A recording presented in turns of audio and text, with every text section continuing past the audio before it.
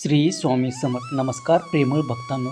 कधी कधी जीवनाच्या कठीण वळणामध्ये आपल्याला एवढा त्रास होतो, असं वाटतं हे जीवन नको. आपल्या मनात नको नको ते विचार येत असतात आणि त्या काळामध्ये आपण निराशाजनक वातावरणामध्ये जगत असतो. अशा वेळेस चांगल्या गोष्टीही आपल्याला वाईट वाटत असतात. कोणीही काही चांगलं सांगितलं तरी ते आपल्याला वाईटच वाटत असतं, कारण त्या नकारात्मकतेचा प्रभाव आपल्या संपूर्ण मनावर झालेला असतो, आपल्या मेंदूवरती झालेला असतो. आणि अशा काळात आपल्याला गरज असते ते सकारात्मकतेची, भगवंताच्या चमत्काराची, देवाने दाखवलेल्या अनुभवाची अशी गरज आपल्याला पडत असते. आणि त्या काळात अशी गरज भागवणे हे खूप गरजेचे असते. आणि अशा काळामध्ये तुमची गरज भागवण्यासाठी आम्ही आहोत. आपल्या चॅनलवर नवीन सकारात्मक संदेश येत असतात. चॅनलवर नवीन असाल तर चॅनलला सबस्क्राईब करून आजचा हा सकारात्मक संदेश शेवटपर्यंत नक्की बघा. माणूस कितीही मोठा संकटात असला तरी त्यातून मार्ग निघत असतो. म्हणून असं समजू नका की तुमच्या जीवनातील संकटावर मार्ग निघणार नाही. मार्ग जरूर निघेल. कितीही मोठं संकट असला तरी संकटातून तुम्ही एक दिवस नक्की बाहेर पडाल. परंतु तोपर्यंत तुम्हाला संयम हा ठेवावाच लागेल, कारण याचा संयम सुटला तो जीवनातून उठला आणि त्याची प्रत्येक स्वप्न अपूर्ण राहील. म्हणून संयम सुटू देऊ नका. काहीही रागीट माणूस आपण बघत असतो, त्यांना राग कंट्रोलच होत नसतो. थोडं कोणी काही बोललं की त्यांना लगेच संताप येतो, राग येतो. अशा लोकांमध्ये प्रामाणिकपणा खूप असतो, परंतु त्याचा संयम कमी असतो. आणि अशा कारणामुळे ते प्रत्येक गोष्टीमध्ये कमी पडत असतात. मग ते प्रेम असू द्या, भक्ती असू द्या किंवा इतर कुठलीही गोष्ट असू द्या. माणूस प्रामाणिक पाहिजे आणि त्याचबरोबर संयम देखील पाहिजे, कारण कधी कधी आपल्या संयमाची परीक्षाही घेतली जात असते.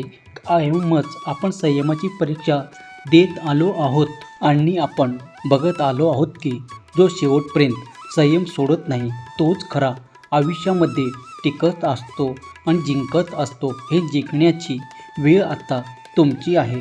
तुमच्या जीवनात भगवंताचे आशीर्वाद येणार आहेत. तुम्ही पाहिलेले प्रत्येक स्वप्न आत्ता पूर्ण होणार आहे. तुम्ही ज्या गोष्टीची आशा सोडलेली होते तीच गोष्ट आता तुमच्या समोर येणार आहे.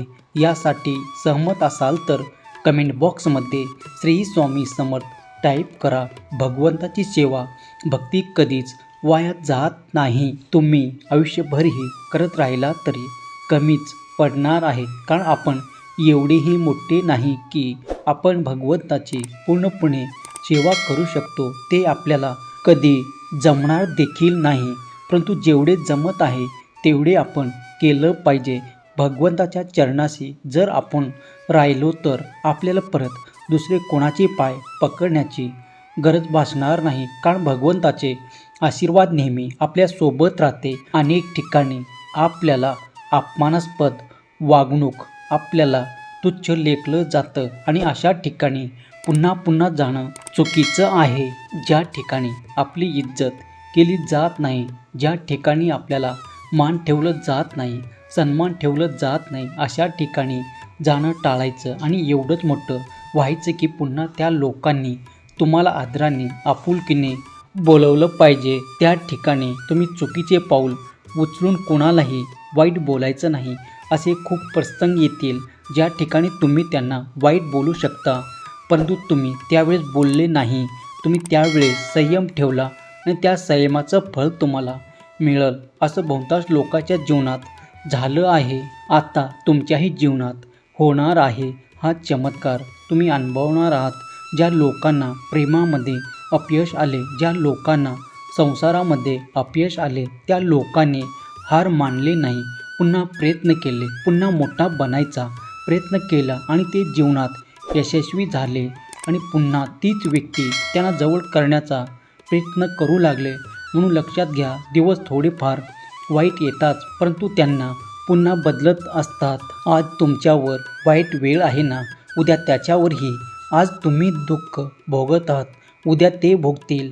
जीवनाचा हा पाडा आहे, तो फिरत असतो. घड्याळाच्या काट्याप्रमाणे जशी वेळ बदलते तशी माणसाचीही वेळ बदलत असते.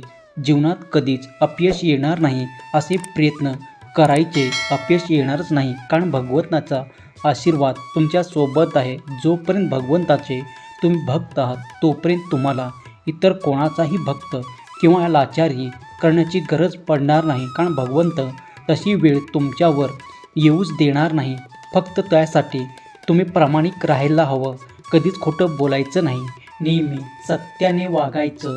आपल्याला त्रास झाला ना होऊ द्या, परंतु सत्य बोला. कोणाचा तोटा होईल, कोणाला दुःख होईल असं कधीच वागायचं नाही. आणि हीच जीवनाची रीत आहे. आज तुम्ही जे पेरणार आहात तेच उद्या उगवणार आहे. तुम्ही जर आज चांगलं काम केलं तर उद्या त्या चांगलाचा कामाचा फळ तुम्हाला मिळेल. म्हणून लक्षात घ्या, जीवनात किती दुःख आहे त्यापेक्षा ते आपल्याला कसं चांगलं बनवता येईल यावर लक्ष केंद्रित करा. तुम्ही जर फक्त दुःख बघत बसलात तर पूर्ण आयुष्य दुःखात निघून जाईल आणि तुमच्या हाती काहीच लागणार नाही. म्हणून सकारात्मक व्हा. दुःखी जीवनाचा एकमेव पर्याय आहे म्हणजे सकारात्मक विचार, चांगले काम, देवाची भक्ती हेच तुम्हाला करायचे आहे. कधी कधी आपल्याला असं वाटतं की आपण खूप काबाड कष्ट करतो परंतु त्याचं फळ आपल्याला मिळत नाही. त्याची देखील काही कारणं असतात. ते काम करताना तुम्ही किती प्रसन्न आहात, ते काम करताना तुम्ही किती आपुलकीने करता यावर देखील खूप फरक पडत असतो. कधी कधी आपण जीवावर आल्यासारखं काम करत असतो. बाळच काहीतरी करण्याचा प्रयत्न करत असतो. परंतु जर तुम्हाला आवडत नसेल तर ते काम करू नका. थोडं कमी पगाराचं काम करा परंतु चांगलं काम करा. त्यातून कोणाला नुकसान होणार नाही, कोणाला त्रास होणार नाही असं काम करा. कधी कधी माणसाला जीवनाचा कंटाळा येतो, जीवन नको असं वाटत असतं. अशा वेळी स्वामीच्या मठामध्ये एकदा जाऊन या. तुमचं मन प्रसन्न होईल. तुमच्या मनावर असलेलं ओझं कमी होईल. आपल्या मनातील जे काही दुःख आहे ते भगवंतासमोर व्यक्त करा. भगवंत ते समजून घेतील. तुम्ही जर मनुष्याला सांगायला गेले तर मनुष्य त्याच प्रकारे करेल, परंतु भगवंत ते समजून घेतील. आपलीच लोक कधी कधी आपल्याला दुःखाचा प्रचार करतात, त्यावर मीठ चोळत असतात. अशा व्यक्तीजवळ कधी तुमचं दुःख सांगत जाऊ नका.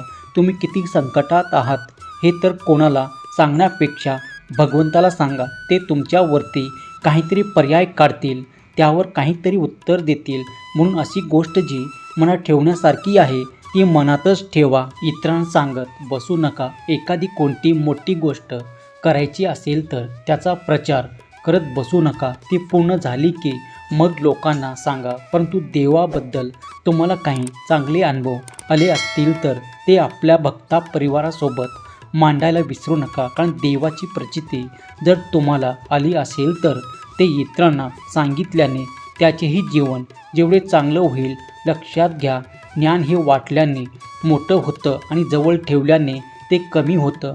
म्हणून ज्ञान वाटायला शिका, तुमचे अनुभव सांगायला शिका. असं तुम्हाला कोणी त्रास दिला आणि त्यानंतर तुम्ही प्रयत्न करून कसे मोठे झाले हे तुमची संघर्ष यात्रा दुसऱ्यांना नक्की सांगा, जेणेकरून तेही चांगले प्रयत्न करतील. परंतु आपलं असं आहे, आपण लोकांना दुःख सांगतो परंतु आपले चांगले अनुभव आपण कधीच कोणाला सांगत नसतो. आपण उलट मार्गाने जात असतो, त्यामुळे आपली प्रगती खुंटत असते. आपल्याला उलट मार्गाने जातात, सरळ मार्गाने जायचं आहे. जे खरं आहे ते सर्वांना सांगायचं आहे आणि दुःख आपल्यापर्यंत सीमित ठेवायचं आहे. दुसऱ्याचं दुःख समजून घेताना आपलं दुःख मांडण्याचा प्रयत्न करू नका. कारण त्याचे दुःख तुम्ही समजून घेत आहात हे त्याच्यासाठी खूप असतं. दुसऱ्याचं मन जपायला शिका तर देवही तुमचे मन जपतील. आपल्या चॅनलवर रोज नवीन असे प्रेरणादायी सकारात्मक व्हिडिओ घेऊन येतो. व्हिडिओ बघायला आवडत असतील तर चॅनलला सबस्क्राईब करा. आजचा व्हिडिओ तुम्हाला आवडला असेल तर व्हिडिओला लाईक जरूर करा. श्री स्वामी समर्थ. जय जय स्वामी समर्थ. धन्यवाद.